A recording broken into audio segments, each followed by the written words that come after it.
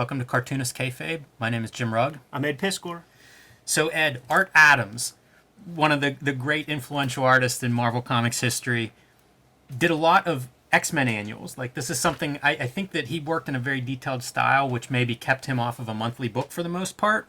But for a series of X-Men annuals, these were kind of this legendary run. It totally was, man. And you would hear these books referenced in interviews with Rob Liefeld and Todd McFarlane as being influences on the way their work would evolve, like, over time whenever they started working for Marvel. Like, Todd McFarlane famously says, like, yeah, I'm not as good as Art Adams, but I get it out on a monthly basis. And that was, like, the scheme to gain popularity is, like, have all that chicken scratch in there. Might not have the fundamentals and the foundation that Adams has, but it still has that spirit.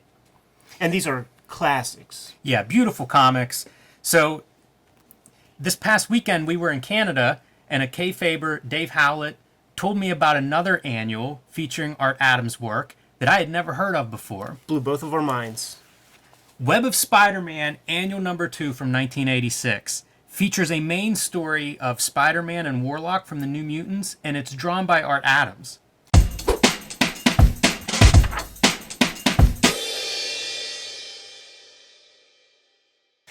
I had no idea this existed. Me neither. Warlock is a great character for Adams because, like, we looked at, there's the New Mutants annual and the X-Men stuff, and what he does with that character, his character can, like, change its shape and junk. And Art Adams is a big fanboy, so he'll have Warlock turn into the Starship Enterprise and stuff. So I'm eager to see what he looks like in here at different times, because I've actually never seen this comic either. Well, this is a good comic for lots of reasons, not just Art Adams. We can start with the beautiful Charles Vest cover. There's a backup story drawn by Mike Mignola, and both stories are written by Ann Nocenti, who I'm a fan of from the John Romita Jr. Daredevil run that she did. So Charles Vest did a few of these Web of Spider-Man covers. During the black costume era, I seem to remember one where he's kind of like, what could it have been for one of the Mike Zeck issues? Maybe not, but very striking images that they did a lot of stuff. Posters and junk would be made. It's really nice. Very different than most of the covers of the time period. So let's get into it. One of the things that I've discovered looking at Art Adams' original artwork online is that whenever he's dealing with perspective in a piece, like, he makes a very, very rigorous grid system before he even draws the characters. And when you have, like, say, a 2-point perspective and you see where the vanishing points go, and then you see where, like, the horizon line is or whatever, it gets way easier to place your characters in a space, which is important when you're dealing with, like, a team book here. So that's just looking at this. I promise you, if you take a look at the original art, there's a lot of, like, very light blue grid lines to make it possible to do this 3-point perspective. And one note, he's doing the penciling and inking on this one, which isn't always the case. He often pairs up with a different inker, but in this case, it's all him. And pretty great splash page to open up. Warlock's watching television, and we're seeing things from Plan 9 from outer space to Frankenstein, Godzilla. It's Dave Letterman. And that looks like a foreshadowing of the Todd McFarlane Spawn intros on the HBO show. He very moody Rod Serling kind of Warlock looking into the future. Yeah. So Warlock doesn't sleep, and all the New Mutants are annoyed because it's keeping them up at night because he's watching a dozen televisions, presumably with the volume up. So they tell him that he needs to knock it off, and he decides he's going to take a trip. He's going to leave the mansion. So the first thing he does is turns into Speed Racer for his road trip. That's that Art Adams nerdy stuff. Like there will be a lot of it in his work, and even on pages like that are more pedestrian. If you take a look at the original artwork, in the margins, he's just penciling in Godzillas and shit. Like he can't help it. Funny you should say Godzilla. So there is a Spider-Man story going on. The Spider-Man story is about an animal liberation front who's rescuing, like, scientifically experimented animals and loosening them on the city. I don't know about the story in this one too much. It's fine for what it is, but what we're really here for is the Art Adams doing Warlock. in a lot of different places. So the next thing that Warlock morphs into is David Letterman. This is actually Warlock here, attracting a lot of attention, even though he's trying to just experience the world. It's not exactly a normal experience if you're David Letterman walking through the streets of New York. There was that documentary called the Wolf Pack about those boys who were kept in, Yes. in the apartment building. And when one of the boys finally decided to leave the house and go out into the world, he didn't want his dad to recognize him. So he put on a Michael Myers mask and was like walking into banks and jewelry stores and stuff. It did not end well. Wow. Yeah, this maybe not too far off from some of the stuff that Warlock's going to get into. Just the hyper detail of this is incredible, and it's good to have this on record as being a complete Art Adams piece of art, because Terry Austin would be his inker on some of the other stuff, and Terry Austin is known for adding some fuss and muss, but Art Adams puts it all in there himself. This is one of those examples that you were talking about, all the perspective. Yeah. You can see that very, very clearly with all these shelves and this kind of overhead view. And if you look, half of this apartment is like clean and organized, and the other half is just chaos. It's these two scientists. They pick up Warlock, and they basically take him back to their workspace apartment to work on him. One unfortunate thing of the great Art Adams annuals of this time is this is when Marvel started to move to the like flexographic plates, the plastic plates, instead of using like lead-based plates for the printing process. And one of the unfortunate things is that sometimes you lose some line weight. But the other thing that really sucked at this exact time period was that it was a change in the color separations for Marvel, and they were experimenting with some different dot widths with the color printing, and there would be like bigger dots, and they would also be further apart.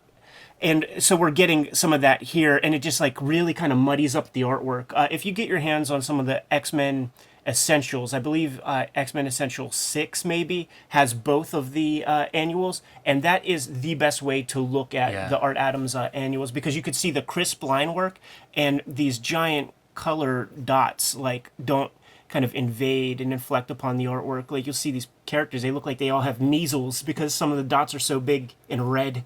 Yeah, this does feel like the stuff you could pour over if you had a nice crisp reproduction of that.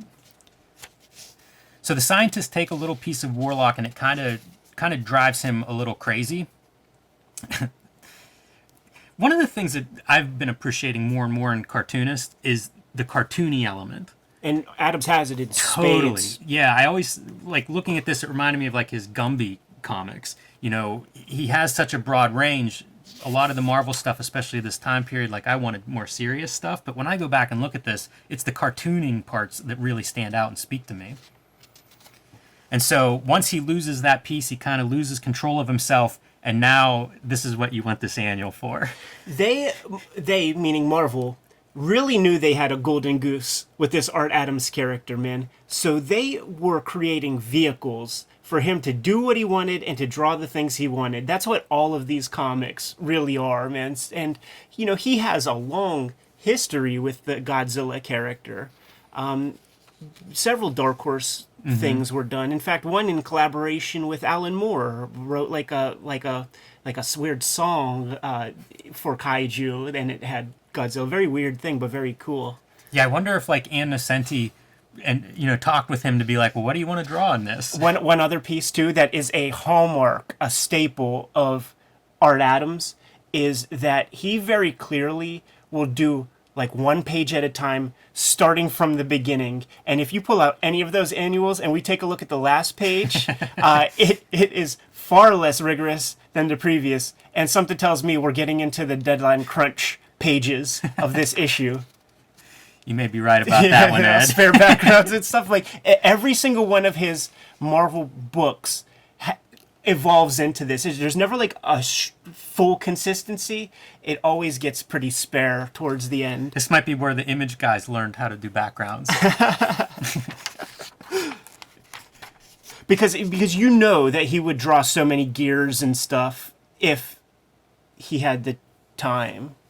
So here we go, morphing into King Kong now and climbing up the building. Gorillas, it's an important part of the Art Adams Orville, or however you say that. It's a chance to do monster comics. A little bit anyway here. Which he's very good at. Yeah, which he will explore more in his Fantastic Four down the road. This is a fun comic, Jim. I'm so glad. Yeah, I was really happy with it. Like, whenever the guy was telling us about it, I got excited. And whenever I actually had a chance to flip through it and read it, it's really cool. I'm not sure how it's escaped my attention this far, but I'm sure there's some Kayfabers out there that are aware of it, but hopefully there's some that this is new to them too. So I would highly recommend it. And then here's your backup, drawn by a young Mike Mignola. And this reminds me of, like, he had a little run on the Hulk in the early 300 issues. Yeah. And it reminds me a little bit of that style. It's obviously not what his mature style looks like, but it's pretty strong cartooning. And this story is a dream story. It's kind of a nightmare that Peter Parker is having. And what that means is it's an excuse for a lot of characters to show up. So we have Hobgoblin, we have Kingpin, really great Kingpin, I think, especially in that doorway with the shadows. When we get to the issue of Amazing Spider-Man where he fights the Hulk and punches him into outer space, like, McFarlane has a panel that's pretty much like this, man. When this would be Spider-Man and that would be Incredible Hulk. Yeah, this face reminds me a lot of some of the early Liefeld stuff, like New Mutants era Liefeld stuff. Yeah, and another thing that Mignola would do is he would create this, like, misty atmosphere. He could draw feet, but he would do this misty atmosphere thing, and some of those Image guys definitely were like, okay, so this is what you do to not have to draw feet. That's so funny. Mignola and Adams went to the same art school. They also went there with Steve Purcell, and I incorrectly said that it was Cal Arts on one of the Wizard pieces, but it was called something like the California School of Art. It's like so close to Cal Arts, but it's not Cal Arts. But the three of them went there at the same time, and that might have had something to do with how both of these guys appear in the same volume. Maybe they knew that maybe Art Adams knew that this backup was happening, and his homeboy was not too far away. Could get him on the docket. A little bit of a preview of their Legend team up in the future, but flipping with Mike Mignola in the front piece and Art Adams is in the backup of that Hellboy Seed of Destruction. There's probably a better example, Ed, of that, like, gaseous kind of fog mist obscuring the bottom parts of these characters. And look at that 100% magenta plate. You can't, like, with all I said about the color seps, the magenta and the cyan and the yellow, they still hold true. Kind of a funny Spider-Man. It's just funny seeing Mignola do, like, a tongue-in-cheek superhero story, because none of his other stuff, like, really, like, reflects that. If this is Marvel method, if the way it was written is Marvel method, another sort of mistake that a lot of, like, the younger guys would do early on is they would paste their stuff a little bit weird and be forced to put, like, a million panels in the end. So you saw that it was pretty open before, but then we have, like, all of this here because he had to, like, get a certain amount of beats there with, like, the one last page that he had available. You would see that happen a lot in like Marvel Comics Presents with, like, the young kids who are getting their first shots, and they would have all these money shots and then have to squeeze a bunch of stuff in on the last page of, you know, their stories. Good book, man. I was very happy with it. Fun new universe ad too, I might add. Good way to wrap it up. Gives you an idea of the time period when this was coming out. But I had no idea this thing existed 4 days ago, so very cool comic to cross my path. It's neat whenever something like this gets uncovered, and like I said, I'm sure lots of people are aware of this book. I wasn't, but there's tons of this kind of stuff that's in the back issue bins.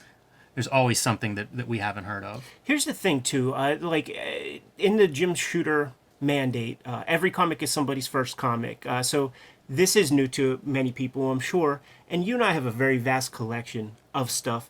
I have a bunch of comics you don't have, vice versa, man. So we could take this chance here and this opportunity with the channel to every now and then, like, pull out a couple things, show off, introduce me to some new stuff. I'll do the same, and you know, we'll be able to unpack and dissect these pages with a fine-tooth comb. I look forward to doing that. Absolutely. And you mentioned earlier about Art Adams' influence on the Image guys. The other guy I would think is like Michael Golden.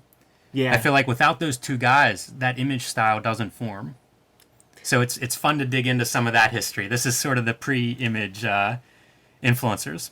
Yeah, so any Kayfabers out there want to send us your Avengers Annual 14 with the first appearance of Rogue, P.O. Box 3071, Munhall, Pennsylvania, 15120. We'll put it under the microscope for sure. Should we get out of here, Jimmy? Yeah, let's wrap it up. All right, guys. Like, subscribe, and follow the YouTube channel. Hit the bell icon. We'll notify you whenever we post a new video live. You can find Cartoonist Kayfabe merch at our spread shop. There's a link below the video to that. All right, Jim. I got to get back to making comics. I know you do too. Give these guys their marching orders, and we'll be out. Read more comics.